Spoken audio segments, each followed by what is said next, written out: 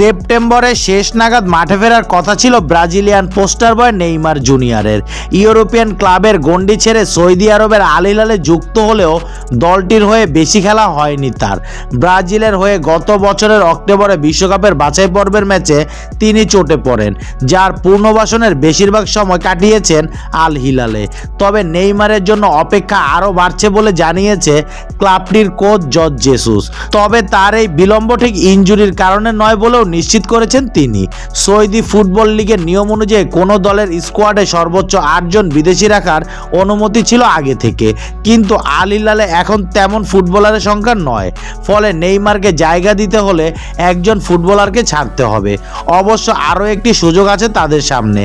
এই সিজনে Saudi football ফেডারেশনের নতুন নিয়ম তৈরি করেছে, যেখানে বিদেশি ফুটবলার 8 জন থেকে বাড়িয়ে 10 জন রাখার অনুমতি মিলেছে। কিন্তু রয়েছে শর্ত, 10 জনের মধ্যে 2 জন হতে হবে এমন যারা 2003 সালের পরে জন্ম নিয়েছে। কিন্তু সেটাও সম্ভব নয়, কারণ আল হিলালের স্কোয়াডে থাকা 9 বিদেশির সবারই বয়স 21 বছরের বেশি। এই পরিস্থিতিতে আল হিলালের কোচ জর্জ জেসুস চান জানুয়ারি নাগাদ নেইমারকে বিদেশি খেলোয়াড় হিসেবে স্কোয়াডে রেজিস্টার্ড করাতে।